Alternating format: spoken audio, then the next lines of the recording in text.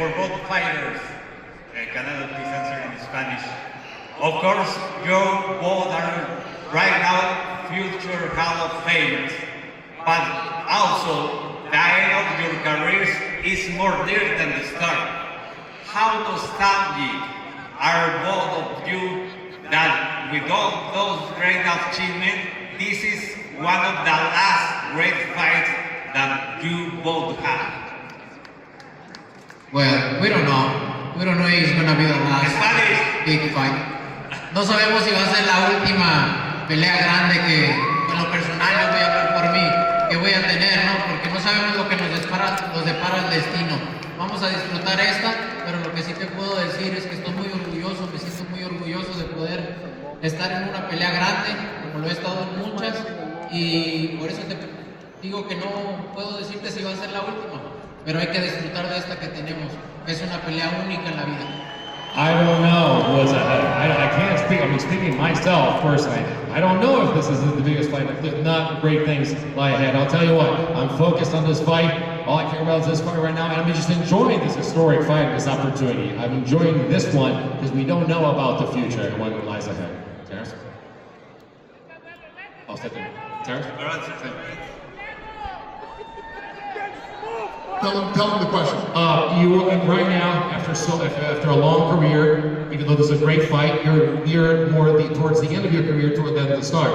How nostalgic are you about this, and how do you feel about the fact that this is probably the last great big fight, and possibly one of the greatest fights you ever seen? Well, really, I'm not focused on that right now. I'm focused on the task at hand. I'm validating. My only mission is Canelo. That's it. Go fishing! Thank you, sir. Go ahead, sir. In Cave 95 points in the Boston. I got hold that. With the victory on Saturday, where will this submit you in regards to being one of the greatest trainers? He said, where you going? See Nebraska, dude.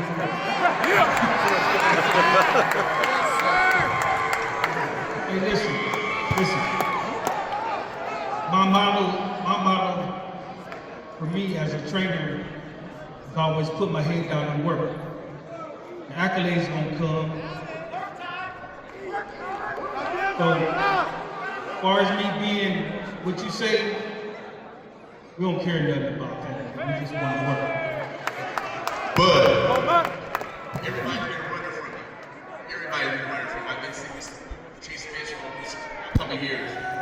What does it feel to have this opportunity that Canelo said yes? And Canelo, why did you say yes to Bud in this fight? It feels great. You know, for me, it couldn't happen at a better time. You know, this is my time, like I've been saying, and come Saturday, I'm just gonna show the world. That's it. I like to share the ring with the great fighters. That's why. I'm going to take two more questions. Go ahead, sir. Acá, Saúl Elías Quijada de High Sport, Posta Deporte, Marca Claro. Preguntarte, ¿es Saúl el Canelo Álvarez el boxeador más grande en la historia de México? Saúl Canelo Alvarez, the greatest boxer in the history of Mexico. Mira, la verdad es que no soy yo quien te pueda contestar esa pregunta. Al final de mi carrera es que mis números te la contesten. Pero sí me siento muy contento, orgulloso de que ya soy uno de los mejores. Listen, I'm not the one to answer this question. At the end of my career, my numbers are going to speak for me. And I'll tell you what, I'm very, very happy and very grateful for what I've done so far. All right, this is the last question. Go ahead, sir. Okay, ¿qué tal? Chava Rodríguez de ESPN. Esta pregunta es para el jeque Turki Alashi. Es evidente que ha sacudido la industria del boxeo. Es evidente que está haciendo historia con esta pelea. Pero este sábado también pudiera pasar como el primer hombre en que consagre a Saúl Canelo Álvarez como el primer deportista nacido en México con un sueldo garantizado de $100 millones.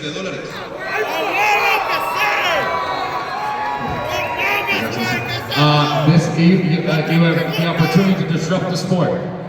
Great things in the sport, changing the sport and being a part of history now. ¿Por qué me le bajas a la bolsa si le estoy peleando más y tú me lo estás. Why? 100 millones al menos. If you have an opportunity this Saturday to give Canelo Alvarez $100 million, why not? Just kidding. The question again.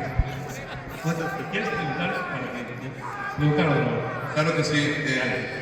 Usted podría pasar a la historia este sábado también como la persona que consagró a Saúl Canelo Álvarez como el primer deportista nacido en México con una bolsa garantizada de al menos, ahí está Canelo, $100 millones.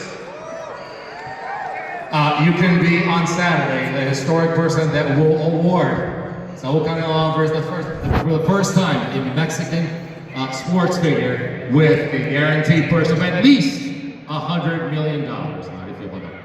No, you get the number wrong. The contract between us and Canelo more than that.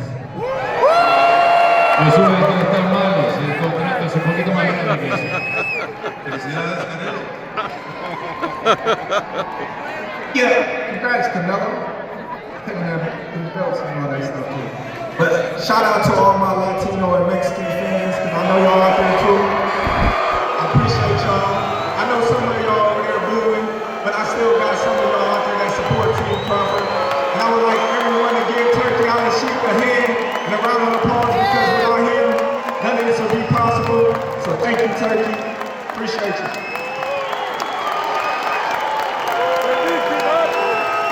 Let me pick up where Bud just left off. I see you, Shakur. Look, what does it feel like? A lot of boxing fans here. So I'm a boxing fan. I know what this feels like. It feels like your birthday or it's a holiday or something. You're about to open a present when you get a fight like this. Am I right? Yeah. It feels so.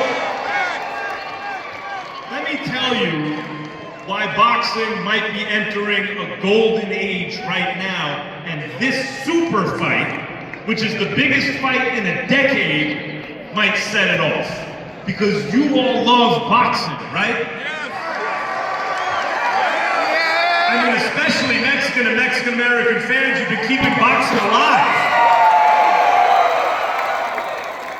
And for the first time in so long, the people bringing you this present love boxing. Let me start with His Excellency, Turkey Al-Sheikh. Let me start with him because if he's never born, none of us are here right now. This was his idea. And then Dana White. Dana White is the greatest combat sports promoter in my lifetime. He built an institution. You know why boxing's not as popular as it used to be anymore, right? UFC is really popular, that's because of Dana White. He built something like the NBA. Stop now, because he's about to do it for boxing again. For boxing now. You want an NBA or an NFL in boxing? Here it comes. Because he knows how to build an institution. And how do you do that? Hey Max. Boxing is always bigger and bigger. Don't say boxing is not big enough. Boxing is big. You know how big is boxing. Should it get bigger, yes or no? Should it get bigger, Canelo? Maybe it's gonna be bigger, but look, boxing is always big and big and bigger and bigger and bigger. We can talk about that too. Boxing is boxing. I love Canelo in English, by the way. Boxing is boxing. So how do you do it? There. So how do you do it? You have someone like... My respect for all of the sport. Great job, everything, but boxing is boxing. You have someone like Turkey Al-Sheikh, you have someone like Dana White, and then you go out and get the most competent executive there is, that's Nick Khan. WWE's own Nick Khan. Guys, this is who's bringing you the event. This event will be the most watched boxing match. I mean, championship level boxing match. I see you, Lennox. Championship level boxing match in almost 50 years because of Netflix. More people will watch this than any fight since Muhammad Ali fought Leon Spinks in 1978. And what we have here are two of the all-time greats.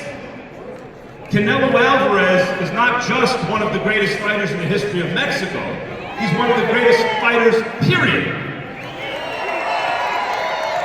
And when you're being compared to Mexican legends like Julio Cesar Chavez and Salvador Sanchez, you know you've done something right. And Terence Crawford,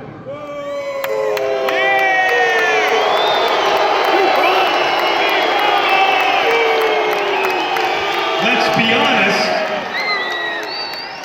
has never come close to losing a fight in his entire career. He's never come close.